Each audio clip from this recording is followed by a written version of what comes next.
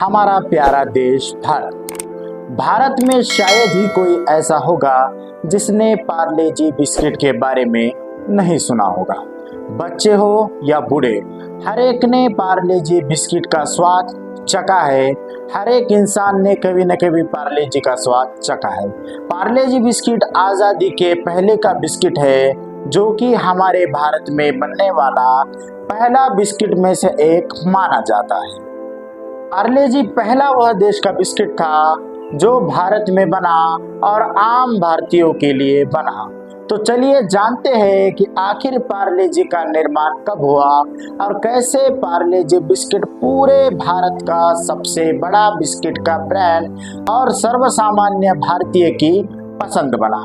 नमस्कार, मैं यूनुस शेख आप सभी का आज के स्पेशल एपिसोड पार्ले जी में आपका स्वागत करता हूँ। पार्ले जी आज या कल का नहीं बल्कि कई सालों पुराना प्रोडक्ट है। भारत की आज़ादी के पहले ही इसकी नींव यानी कि पार्ले जी की शुरुआत हुई थी। पार्ले जी बिस्किट की कंपनी शुरू होने के पहले भारत के अंदर पार्ले नाम की एक कंपनी थी। जब पार्ले नाम की कंपनी भारत में थी तो उस वक्त देश पर अंग्रेजों का राज था और अंग्रेजी व्यापारियों का भारत के मार्केट यानी कि भारत के बाजार पे काफी दबदबा भी था। तो वे जो चाहे बेच देते और जितनी चाहे कीमत में बेच देते। इस वजह से भारत में गरीब को कोई भी अच्छी चीज मिलना मानो बहुत ही मुश्किल था और ऐसे अच्छे ब्रांडेड बिस्किट, कैंडी या ऐसी कोई भी जो अच्छी चीजें होती उसका मजा केवल और केवल अमीर लोग ही उठा पाते। ये सब जब भारत में हो रहा था तो ये बात मोहनलाल दयाल को बिल्कुल अच्छी नहीं लगी, जो कि संबंधित थे स्वदेशी आंदोलन यानी कि स्वदेश को सहयोग देने के आंदोलन से। ये भेदभाव अमीरी और गरीबी का दयाल को बिल्कुल भी अच्छा नहीं लगता था। तो उन्होंने ये सोच लिया था कि वे भारत के लिए एक अच्छी बिस्किट कंपनी या फिर कुछ अच्छे प्रोडक्ट बनाने वाली कंपनी बनाएंगे। इसलिए वे जर्मनी को चले गए और उन्होंने वहां पर अलग अलग फैक्ट्रियों में काम करना सीख लिया। जब दयाल जर्मनी में गए तो उन्होंने एक कैंडी बनाने की कंपनी में काम स्टार्ट कर दिया। मोहनलाल दयाल ने जर्मनी में कैंडी के फैक्ट्री में काम करने के बाद एक 60,000 रुपए में कैंडी बनाने वाली मशीन खरीद ली। उनका खुद का भारत में अच्छा खासा रेशम का बिजनेस होने के बावजूद भी वे अपने साथ कैंडी की मशीन लेकर जर्मनी से भारत आए और भारत के अंदर उन्होंने एक जगह खरीद ली और वहां पर कैंडी की यानी कि कैंडी बनाने वाली फैक्ट्री शुरू कर दी। जब मोहनलाल दयाल ने नई फैक्ट्री शुरू की तो उनके फैक्ट्री में केवल 12 लोग ही काम करते थे। मोहनलाल दयाल के फैक्ट्री में 12 लोग जो काम करते थे वे कोई और नहीं बल्कि उन्हीं के परिवार के लोग थे, जो कि मोहनलाल दयाल के फैक्ट्री में उनके साथ उनके नए मिशन यानी कि भारत के अपनी चीज बनाने के संबंध में जुड़े थे। मोहनलाल दयाल और उनके सारे कर्मचारी काम में इतने व्यस्त थे कि वे काम तो कर रहे थे लेकिन उन्होंने अभी तक भी अपने कंपनी का नाम नहीं सोचा था।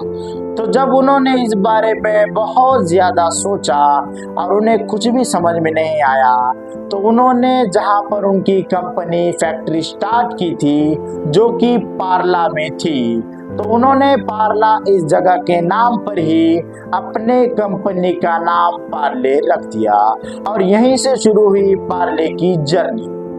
मोहनलाल दयाल के पार्ले फैक्ट्री में जो सबसे पहला प्रोडक्ट बना वो बना पार्ले कैंडी। जब मोहनलाल दयाल और उसके सारे कर्मचारियों ने मिलकर पार्ले कैंडी का निर्माण किया तो वे पार्ले कैंडी इतनी ज्यादा जोर से चलने लगी कि पूरे भारतवर्ष में उसे बहुत ही ज्यादा पसंद करने लगा। अंग्रेज रोज सुबह चाय के साथ बिस्किट खाया करते और वो बिस्किट बहुत ही महंगा होता। तो मोहनलाल दयाल के जब ये बात समझ में आई तो उन्होंने सोच लिया कि जैसे मैंने पार्ले कैंडी बनाई वैसे मैं पार्ले जी बिस्किट भी बनाऊंगा और यहीं से शुरू हुआ पार्ले जी का सफर। और यहीं से शुरुआत हुई पार्ले कंपनी के बिस्किट का, जिसका नाम मोहनलाल दयाल ने पार्ले ग्लूको रखा। गेहूं से बना हुआ ये बिस्किट आम भारतीयों के लिए खरीदना आसान था, क्योंकि मोहनलाल दयाल ने इसकी कीमत काफी कम रखी थी, जिससे आम भारतीय इसे खरीद पाते। न सिर्फ इस बिस्किट की कीमत ही कम थी, बल्कि इसका स्वाद भी काफी अच्छा था। इससे प्रभावित होकर न केवल भारतीय लेकिन ब्रिटिश लोग भी इसका स्वाद लेने लगे थे। पार्ले ग्लूको जब मार्केट में आया तो उसने सारे ब्रिटिश ब्रांड के बिस्किटों को मानो खत्म कर दिया और मार्केट में केवल और केवल पार्ले ग्लूको का ही नाम चलने लगा। सेकेंड वर्ल्ड वॉर के बाद पार्ले ग्लूको भारत देश की सबसे बड़ी कंपनी बन चुका था। पार्ले ग्लूको का ब्रांड सबसे चर्चित हो चुका था और हर भारतीय की जुबान पर पार्ले ग्लूको का नाम था। लेकिन कुछ दिनों बाद जब सेकेंड वर्ल्ड वॉर खत्म हुआ तो कंपनी को अपना प्रोडक्शन बंद करना पड़ा। इसकी वजह ये बताई जाती है कि कंपनी का सेल तो अच्छा था, कंपनी का नाम भी अच्छा था, लेकिन उसका प्रोडक्शन बंद करने की वजह थी कि भारत में गेहूं की कमी का होना।